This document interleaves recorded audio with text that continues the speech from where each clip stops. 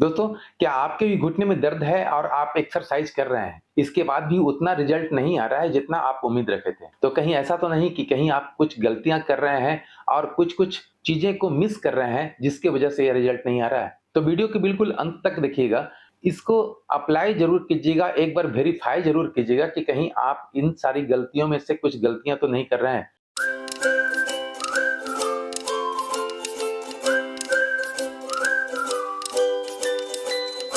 Exercise तो कर रहे हैं, यह भी बताया गया है कि किन पोज़ीशन में नहीं बैठना चाहिए या क्या चीज़ नहीं करना चाहिए, वो भी कर रहे हैं। लेकिन कहीं-कहीं, कभी-कभी ऐसा होता है कि हम यूट्यूब पर जाते हैं, बहुत सारे वीडियो को देखते हैं, कभी उसकी वाली एक्सरसाइज, कभी उसकी वाली एक्सरसाइज, ये सारे मिला कर के अपने हिसाब से एक्सरसाइज करते हैं, उसकी वजह से आपके घुटने का दर्द 100% नहीं जा रहा है। क्योंकि हमें बहुत सारे व्यूअर का यह फीडबैक आया है कि सर एक्सरसाइज करते हैं, हमें 10 दिन, 15 दिन तो रिलीफ मिलता है, लेकिन उसके बाद फिर हम नहीं कर पाते हैं या फिर से दर्द होने लगता है। कारण यही है कि आप एक चेकलिस्ट बना लें। चेकलिस्ट का मतलब होता है आप जैसे रूटीन वे में आप सभी काम करते हैं ना, उसी तरह से एक चेकलिस्ट बना लें। जान लीजिए कि घुटने का दर्द आपको ऑपरेशन तक पहुँचा सकता है और इसका कोई गारंटी नहीं कि आप ऑपरेशन में 100% सक्सेस हो जाएँगे। तो आपके पास समय है, आप घर बैठे हैं, थोड़ा-सा रूटीन में टाइम निकालिए और अपने लाइफ में अपने घुटने के दर्द को 100% ठीक कीजिए। आपने देखा होगा बहुत सारे वीडियो में मेरे बहुत सारे व्यूअर ने अपने खुद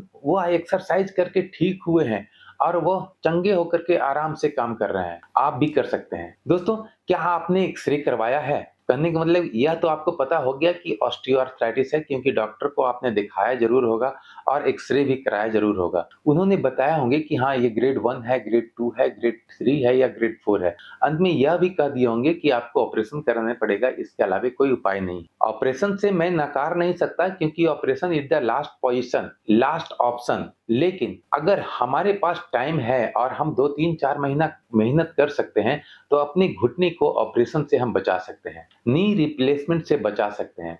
अब डिपेंड करता है कि आपका घुटना कितना स्टेज तक पहुँचा हुआ है, उसके हिसाब से। बहुत सारे कम उम्र में भी देखे हैं कि 4th स्टेज में पहुँचा हुआ है और बहुत सारे 60 और 75 प्लस में भी देखे हैं कि वह सेकंड ग्रेड भी सही से नहीं पहुँचा है। तो डिपेंड करता है कि अलग-अलग व्यक्ति का अलग-अलग इम्यून सिस्टम और उनके खान-पान, उनके लाइफ़स्टाइल की वजह से किसको कितना डैमेज हुआ है, उस पर डिपेंड करता है। दोस्तों, एक कॉपी में एक रूटीन लिख लीजिएगा कि हमें क्या-क्या करना है।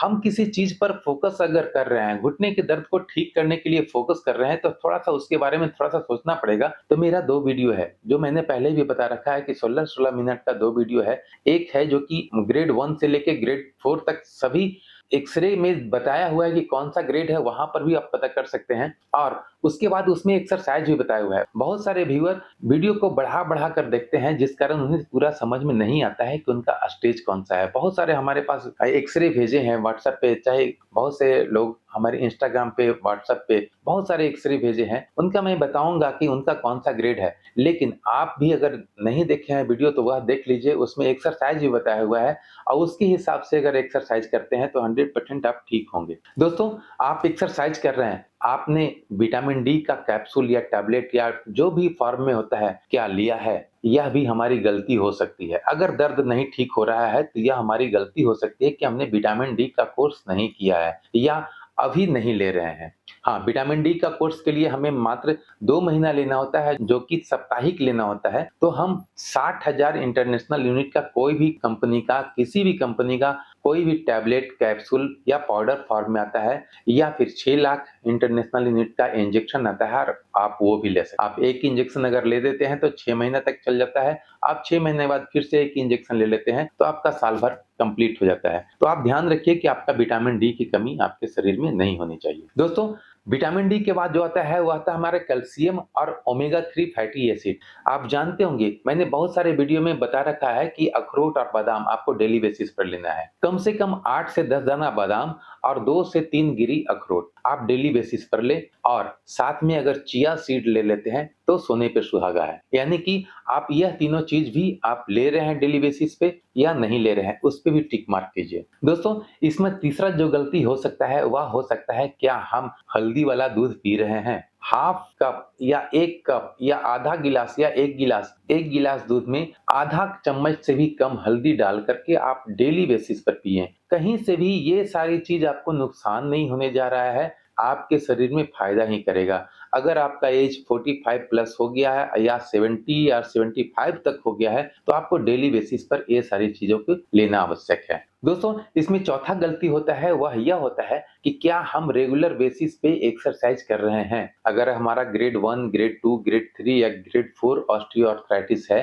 तो क्या हम रेगुलर बेसिस पे एक्सरसाइज कर रहे हैं? होता ये है कि हम एक्सरसाइज कर रहे हैं, 2, 4, 5 दिन किए और हमें 10 टू 30% रिलीफ मिला और थोड़ा-सा हम फिर नहीं करने लगे। उसमें भी हमारा एक्सरसाइज कंप्लीट नहीं होता है, वह 100% ठीक नहीं हो पाता है। तो हमें हमेशा किसी एक व्यक्ति के द्वारा बताए गए सभी एक्सरसाइज को रेगुलर बेसिस पर करना होगा, तभी वह हमारा घुटना दर्द ठीक हो सकेगा। जो 5वाँ इसमें गलती है, वह यह गलती है कि मेरे द्वारा बताया गया है कि कौन-कौन सा चीज़ नहीं करना चाहिए, जैसे कि पालथी मार के बैठना नहीं है, अगर बैठना है तो किस पोज़ीशन में बैठना है वो बताया हुआ है। इसके अलावा बताया हुआ है कि सीढ़ियाँ ज़्यादा नहीं चढ़नी है। जब आप एक्सरसाइज कर रहे हैं इस दौरान, एक्सरसाइज मेरा जब कंप्लीट हो जाएगा तब तो हम सब कुछ करेंगे, दौड़ेंगे, लेकिन फिलहाल अभी नहीं, जब हम अपने नी ऑस्टियोआर्थराइटिस को 100% ठीक करने के मिशन में लगे हैं। तो उन गलतियों को भी नहीं करें। उसमें सबसे जो मुख्य गलती है वह होता है पालथी मार के बैठना, दूसरा होता है सीढ़ियाँ बहुत ज़्यादा चलना या फिर मॉर्निंग वॉक का बहुत सारे लोगों का कहना है कि सर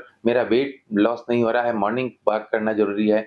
आप मॉर्निंग वॉक करेंगे और इधर एक्सरसाइज भी करेंगे तो फ़ायदा कभी नहीं होने वाला है। इसलिए ये सारी गलतियाँ हैं। मैंने भी इसके पहले वीडियो में बता रखा है कि 7 गलतियाँ वैसी है जो हमें नहीं करना चाहिए, उसको ज़रूर देख लें और 16-16 मिनट का जो वीडियो है उसको ज़रूर देख लें। इससे आपको नी ऑस्टियोआर्थराइटिस का ग्रेड 1, ग्रेड 2, ग्रेड 3 और ग्रेड 4 को भी आप रिकवर कर सकते हैं 100% घर बैठे ही। ग्रेड 4 में भी कंडीशन होता है कि वह किस स्तर तक है। अगर किसी-किसी व्यक्ति का ज़्यादा है तो उसे हम 100% ठीक नहीं कर सकते हैं। किसी-किसी का तो ऐसा भी बताएँगे, जो हमारे पास एक्स-रे आया है, उसमें मैं बताऊँगा एक्सरसाइज़ से उनका कभी भी ठीक नहीं होने वाला है। दोस्तों, आप देख सकते हैं स्क्रीन पर यह जो एक्स-रे है, यह एक्स-रे में ये जो गैप है, आप देखेंगे, ये दोनों का गैप देखिए और ये दोनों का गैप ये देखिए।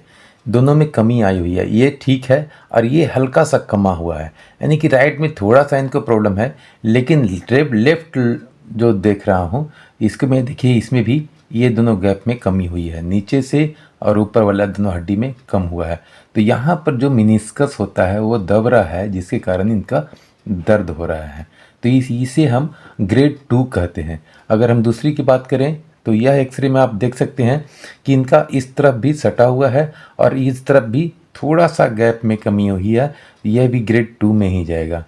इसके बाद देखें, इनके गैप में देखिए, आप देख सकते हैं थोड़ा सा भी गैप नहीं है, यह कंप्लीटली 4th स्टेज में पहुंचा हुआ है। और ये जो देख रहे हैं ना, ये कंप्लीटली सटा हुआ है, यानी कि यह बोन और यह बोन, नीचे वाला और ऊपर वाला हड्डी दोनों आपस में सट चुका है। यह सही से मुड़ भी नहीं रहा होगा उनका पैर, यानी कि इनका कंप्लीटली 4th स्टेज में पहुंचा हुआ है। इन्हें काफ़ी दिनों तक मेहनत करना पड़ेगा। लिफ्ट का भी स्थिति लगभग सेम है, अभी सटा नहीं है, लेकिन कंप्लीटली आप देख रहे हैं कि यह दोनों गैप, यह जो देख रहे हैं ना कोना निकला हुआ, इसे कहते हैं हम स्पर कहते हैं या ऑस्टियोफाइट कहते हैं। तो इस तरह से हम एक्सरे को देख सकेंगे कि हमारा ऑस्टियोआर्थराइटिस है तो ये किस स्थिति में है। ये 4th स्टेज में, ये भी 4th स्टेज में है, दोनों घुटना इनका 4th स्टेज में है। तीसरा मैं एक्सरे देखूं, 30 एक्सरे में भी देखेंगे तो ये लेटरल साइड में है या मेडियल साइड में, ये देखिए गैप की कमी हुई है। इधर तो ठीक है, लेकिन मेडियल साइड में गैप की कमी हुई है। इनका पैर भी थोड़ा टेढ़ा हुआ है। आप इनका इसके बाद देखेंगे, यह एक्सरे को अगर हम देखते हैं तो इसमें भी देखेंगे यह दोनों हड्डियों के बीच में गैप बिल्कुल कम हो गया है। ये 3rd स्टेज में है, ये नॉर्मल है लेकिन ये कमा हुआ है। यह 3rd स्टेज का एक्सरे हो गया। इसे भी मैं कहूँ तो यह 3rd स्टेज का ऑस्टियोआर्थराइटिस है। ये भी गैप बिल्कुल ख़त्म हो चुका है, थोड़ा सा बचा हुआ है। इसमें भी देखेंगे तो सेम स्थिति है, इधर नॉर्मल है लेकिन मेडियल साइड में प्रॉब्लम है। ठीक है, इसके बाद देखेंगे तो यह एक्सरे में देखेंगे ये 4th स्टेज जा चुका है, स्पर इनका भी निकला हुआ है। और इसमें देखिए ये 3rd स्टेज से 4th स्टेज की तरफ है, यानी कि दोनों में पैर में इनका 4th और 3rd ऑस्टियोआर्थराइटिस। इसमें देखें तो इसमें भी इनका पैर भी टेढ़ा हो चुका है और गैप में भी कमी आई है। इधर गैप में कमी आई है, इधर नॉर्मल है। ये मेडियल साइड होता है। एक्सरे लेने में थोड़ा सा टेढ़ा से लिया है, लेकिन अब हम लोग समझ सकते हैं कि ये क्या प्रॉब्लम है। इसके बाद आप इसमें देखेंगे, इसमें भी सेम स्थिति है, मेडियल साइड में गैप की कमी है, इधर नॉर्मल है, इसमें भी हल्का सा गैप कम हुआ है, नॉर्मल है। ये सेकेंड स्टेज या फर्स्ट स्टेज कहें, और ये थर्ड स्टेज में पहुंचा हुआ है। इसके अलावा जो एक्सरे है इसमें देखें, तो इसमें भी सेम स्थिति, एक्सरे बहुत अच्छा किया हुआ है, अस्पर निकल रहा है, बोन ऑस्टियोफाइट निकल रहा है, इसमें भी बोन निकल रहा है, साथ में ये ग्रेड 2 का है और यह भी ग्रेड 2 है। राइट और लेफ्ट दोनों में प्रॉब्लम है। इसके बाद अगर हम देखते हैं तो यह है हमारा ग्रेड 2, यह भी पहुंच चुका है और ग्रेड 3 में यह पहुंच चुका है। राइट इनका ग्रेड 2 में है और लेफ्ट जो है वो ग्रेड 3 में है। इसके बाद अगर हम देखते हैं तो यह एमआरआई हो गया, एमआरआई है, यह है एक्सरे देखें, यह भी कम्प्लीटली हमारा सटा हुआ है, कम्प्लीटली सटा हुआ, फोर्थ स्टेज, यह सेकेंड स्टेज, स्टेज कहें ग्रेड कहें सेम है ऑस्टियोआर्थराइटिस का। इसके अलावे इसमें देखेंगे तो यह सेकेंड स्टेज में है, सॉरी इसमें देखें तो इसमें सेकेंड स्टेज में है, यह अभी ईयरलियर स्टेज का है, इसमें अभी ज़्यादा प्रॉब्लम नहीं है, लेकिन राइट में इनका काफ़ी प्रॉब्लम होगा। इसके बाद देखें तो यह एक्सरे भी मेरा सेम है, राइट का प्रॉब्लम है, लेफ्ट में उतना ज़्यादा प्रॉब्लम नहीं होगा। इस तरह से बहुत सारा एक्सरे जो आया है मैं आपको डिफाइन करके बता रहा हूँ, ताकि आप अगर एक्सरे देख रहे हैं, अपने पास से एक्सरे है आपका, तो आप देख सकें। इसमें थर्ड ग्रेड है और सेकंड ग्रेड है ऑस्टियोआर्थराइटिस का। इसके अलावे देखें ये उन्हीं का है। इसके अलावे ये सेकंड स्टेज और ये भी सेकंड स्टेज, दोनों पैर में सेकंड स्टेज है, लेकिन इनका पैर भी हल्का टेढ़ा हो चुका है। इसके अलावे यह एक्सरे देखें, यह एक्सरे में भी आप राइट साइड का जो है वह भी सेकेंड स्टेज में पहुंचा हुआ है और लेफ्ट साइड का है वह भी सेकेंड स्टेज, लेफ्ट साइड का थोड़ा सा कम है, हम ईयरलियर स्टेज कह सकते हैं। हो सकता है इसमें दर्द नहीं होगा, लेकिन राइट में ज़रूर दर्द होगा। इसके अलावा यह एक्सरे देखें, यह देखें ये कम्प्लीटली सट चुका है, यानी कि फोर्थ स्टेज पहुंच गया, और यह भी देखेंगे तो यह भी हल्का कम हुआ है, यानी कि सेकेंड स्टेज में वो पहुंचा हुआ है। इसके अलावा ये उन्हीं का है, ये थर्ड स्टेज का है और यह सेकेंड स्टेज का है। सभी के जितने भी एक्सरे आए हैं सभी में आप देखेंगे सभी का स्थिति सेम है। और इसी तरह से देख लेंगे, यह भी मेडियल साइड में कम्प्लीटली गैप ख़त्म हो चुका है, इसका भी मेडियल साइड में कम्प्लीटली गैप ख़त्म हो चुका है। यह भी हमारा फोर्थ स्टेज में पहुंच चुके हैं ये भी। और इसके बाद देखेंगे ये भी फोर्थ स्टेज में पहुंच चुके हैं, कम्प्लीटली सट चुका है ये दोनों गैप।